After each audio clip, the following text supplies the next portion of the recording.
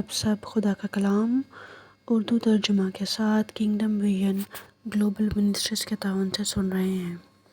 مزید معلومات کے لیے آپ ہماری ویب سائٹ kvglobal.org کو وزٹ کر سکتے ہیں۔ آپ سب کا میرے ساتھ جمع ہونے کے لیے اور کلام کو سننے کے لیے بہت شکریہ۔ آج ہمارے لیے خداوند کی آواز افسیوں کے نام پالوس رسول کا خط 5واں باب اس کی 8ویں سے 14ویں آیت تک۔ یہ بتاتی چلوں کہ افسیوں کا یہ 5واں باب تبدیلی کے موضوع پر ہے۔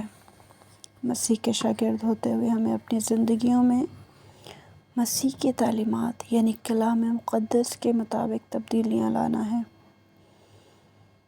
کلام مقدس کے مطابق زندگی گزارنی ہے۔ ہم جو مسیح سے واقف ہیں، مسیح ہمارے طرز زندگی سے ظاہر ہونا چاہیے۔ آمین۔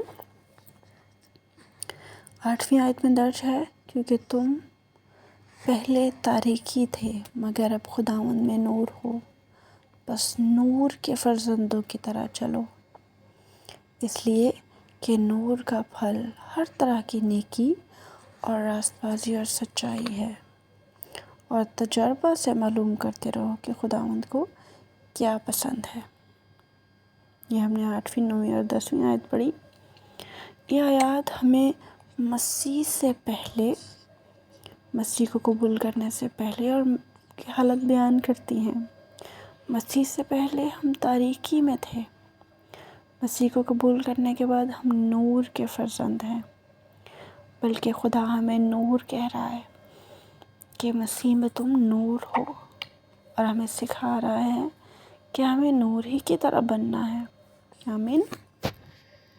تاریکی گناہ کو ظاہر کرتی ہے، گناہ تاریکی کو ظاہر کرتا ہے جس سے ہمیں بچنا ہے۔ 9ویں آیت میں درج ہے، اس لیے کہ نور کا پھل ہر طرح کی نیکی اور راست بازی اور سچائی ہے۔ چونکہ ہم نور ہیں مسیح یسوع میں، تو ہم کیسے پہچانے جاتے ہیں؟ ہمارے پھلوں سے۔ آمین۔ ہم اپنے پھلوں سے پہچانے جاتے ہیں۔ نور کا پھل، خدا کے لوگوں کا پھل اور پہچان کیا ہونی چاہیے؟ 9ویں آیت ہمیں بتا رہی ہے کہ ہر طرح کی نیکی اور راست بازی اور سچائی، یہ وہ پہچان ہے جو نور کے فرزندوں کی ہے۔ آج ہمیں سوچنا ہے کہ یہ پھل ہماری زندگی میں کیسے شامل ہو سکتے ہیں۔ اور 10ویں آیت میں درج ہے، اور تجربہ سے معلوم کرتے رہو کہ خداوند کو کیا پسند ہے۔ یہاں ہم ایک بنیادی نقطے کو سمجھتے ہیں کہ خدا کے پسندیدہ بننے کے لیے ہمیں خدا کے چنے ہوئے نور کے فرزند بننے کے لیے ہمیں خدا کو پسند آنا ضروری ہے۔ آج سے ہمیں ہر روز یہ سوال پوچھنے کی ضرورت ہے خود سے، کیا ہم خدا کو پسند آ رہے ہیں؟ کیا ہم خدا کو اپنے کاموں سے خوش کر رہے ہیں؟ آئیے 11ویں آیت کی طرف بڑھتے ہیں جس میں درج ہے، اور تاریکی کے بے پھل کاموں میں شریک نہ ہو بلکہ ان پر ملامت ہی کیا کرو۔ خداوند یسوع مسیح کے شاگرد ہوتے ہوئے، مسیح کے بدن کا حصہ ہوتے ہوئے ہمیں یہ اجازت نہیں ہے کہ ہم تاریکی کے بے پھل کاموں میں شریک ہوں۔ تاریکی گناہ کو ظاہر کرتی ہے اور گناہ کے کام بے پھل ہوتے ہیں۔ ہماری زندگی کو یہ تباہی اور بربادی کی طرف لے جاتے ہیں، اور انسان روحانی طور پر موت کا شکار ہو جاتا ہے، اور خدا کا کلام ایسے کاموں سے دور رہنے کے لیے حکم فرما رہا ہے۔ پہلا تسالونیکیوں 5ویں باب کی 22ویں آیت میں درج ہے، اور ہر قسم کی بدی سے بچے رہو۔ ہمیں سادگی سے خدا کا کلام ہر قسم کی بدی سے بچنے کے لیے فرما رہا ہے۔ ایسے کام کرنے سے پرہیز کرنے کی ضرورت ہے جو خدا کے سامنے ہمیں شرمندگی دلائیں اور ہم خدا کی حضوری سے خارج کیے جائیں۔ ایسے کاموں سے ہمیں باز آنے کے لیے فرمایا جا رہا ہے۔ اور 12ویں آیت میں لکھا ہے کیونکہ ان کے پاشیدہ کاموں کا ذکر بھی کرنا شرم کی بات ہے۔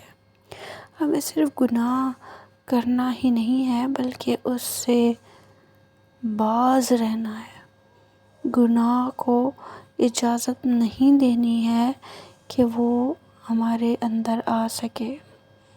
13ویں آیت میں درج ہے اور جن چیزوں پر ملامت ہوتی ہے وہ سب نور سے ظاہر ہوتی ہے کیونکہ جو کچھ ظاہر کیا جاتا ہے وہ روشن ہو جاتا ہے۔ یہ آیت ہمیں سکھاتی ہے کہ ہمیں اپنے گناہوں کو چھپانا نہیں ہے بلکہ ان کا ذکر کرتے ہوئے انہیں چھوڑنا ہے، اقرار گناہ کرنا ہے اور خداوند یسوع مسیح کو اپنا نجات دہندہ قبول کرنا، اپنے گناہ کو کبھی بھی چھپانا نہیں ہے اور نہ ہی دہرانا ہے۔ آمین۔ جیسے روشنی چیزوں کو دیکھنے میں مدد کرتی ہے، ایسے کلام مقدس ہماری مدد کرتا ہے کہ ہم گناہ سے باز رہیں، وہ گناہ کی نشاندہی کرتے ہیں۔ ہم یسوع مسیح میں نور کے فرزند ہیں، ہمیں گناہوں سے اور تاریکی کے گناہوں سے باز آنا ہے۔ آیت نمبر 14 میں درج ہے اس لیے وہ فرماتا ہے اے سونے والے جاگ اور مردوں میں سے جی اٹھ، تو مسیح کا نور تجھ پر چمکے گا۔ آمین۔ یہ بہت ہی خوبصورت اور بابرکت آیت ہے۔